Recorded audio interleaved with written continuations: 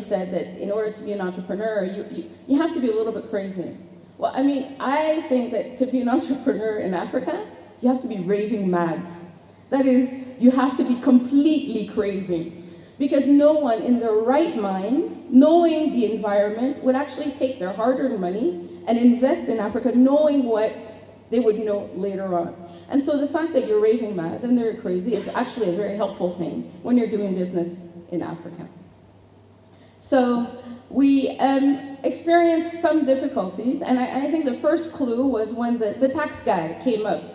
You know, some of you might have attended the public sector, private sector discussion the other day, and this is part of why I'm allergic to government. But the tax guy came to visit AppsTech, and he looked at our offices, and he says, "Ça c'est un luxe insolent." That's insolent luxury. And I'm like, okay, but you know, we're investing, you know, this is to show.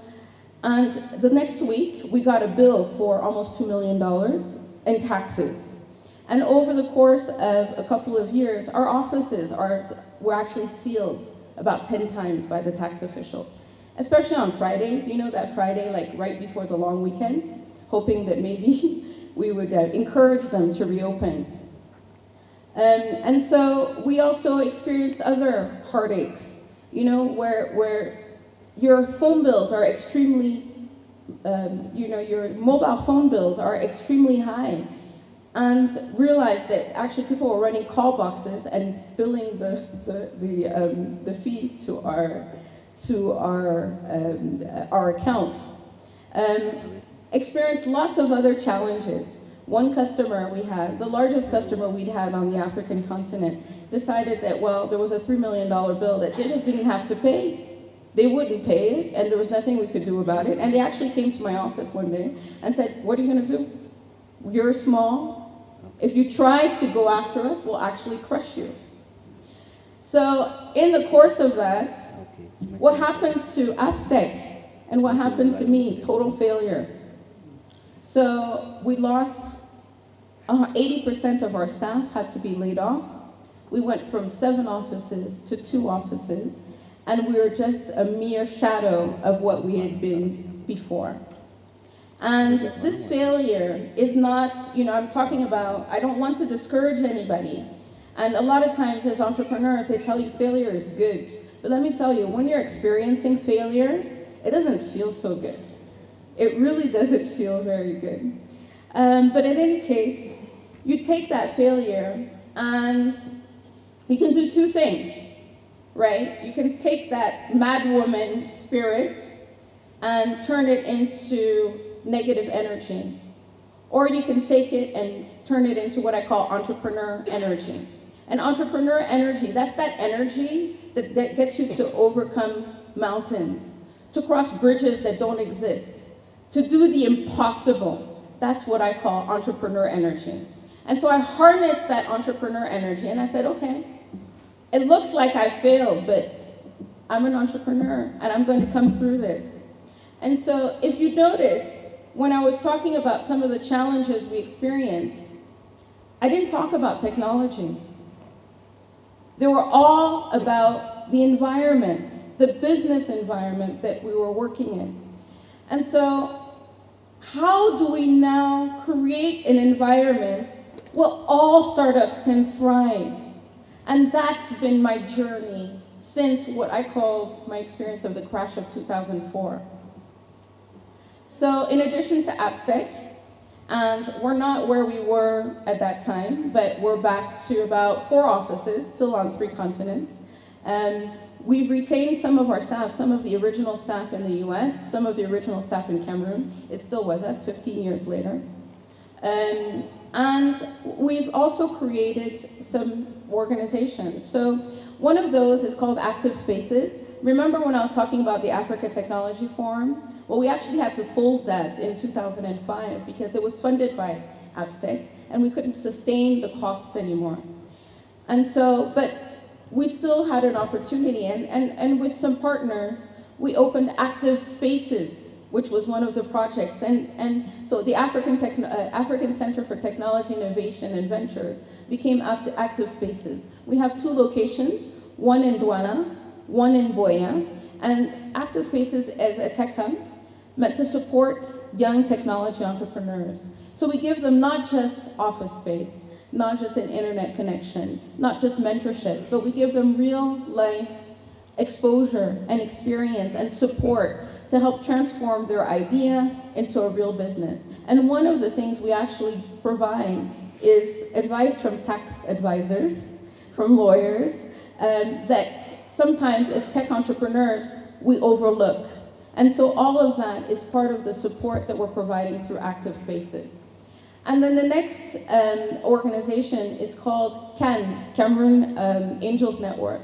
And so in order to build out the ecosystem, one of the things what we really thought was important is to put our money where our mouth was.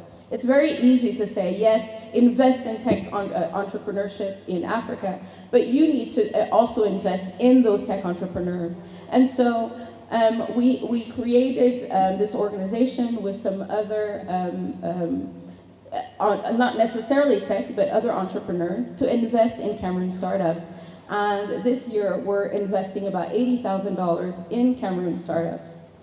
And this led to the African Business Angels Network, which was just recently founded, and CAN is a member of that. So ABAN is meant to support the creation and maintenance of business angel networks across the African continent. And of course, there's always important to make sure that all women are part of the development and part of the equation. So we created Africa IT Women and to support women in tech, not just tech entrepreneurship, but even in jobs.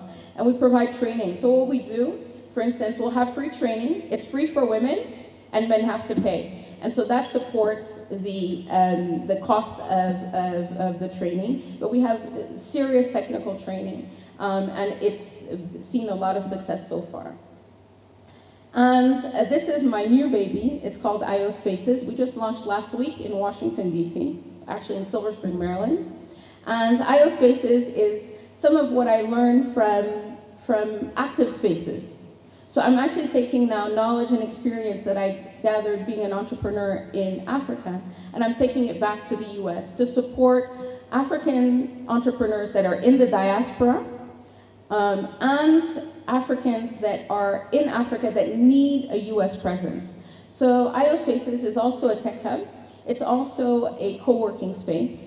And we're there to really support African, the diaspora entrepreneurs, and support, for instance, you need an office address, and you're on the continent, we will help you with that. And so that's how I really tried to transform all that entrepreneurial energy to promote technology entrepreneurship in Africa, and hopefully make it easier for those that come after me to succeed in their enterprises.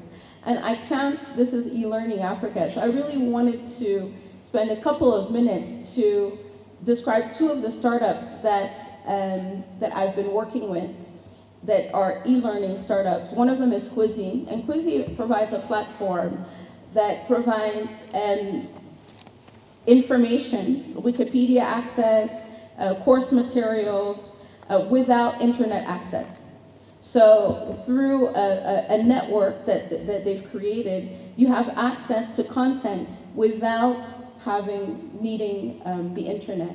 You can even use Skype using this platform. You can have chats using this platform, all without the internet. We also have Gifted, and Gifted addresses something that we often overlook. That's supporting the parents. And so Gifted is supporting parents by helping them in the purchase, for instance, of their materials and the books, the school books that they'll need to buy for their children.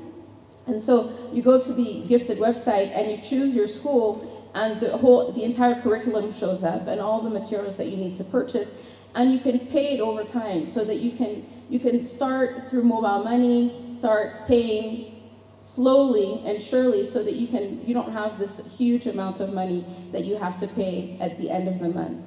And so these are some of the startups. In Cameroon, we've had, in the last year, actually in the last few months, we've had a startup raise $1.3 million. We've had another through venture funding. We've had another startup raise $240,000 through crowdfunding. And we've had, in the last year, just 3 startups have generated 150 jobs. Those are real jobs. That's real impact. And those are real entrepreneurs doing real work today. Because, we always, when we come to conferences like this, talk about the Africa of tomorrow, the Africa of 2063. Well, tech entrepreneurs are working with the Africa of today. And we're building jobs and creating jobs today. And I just want to end en disant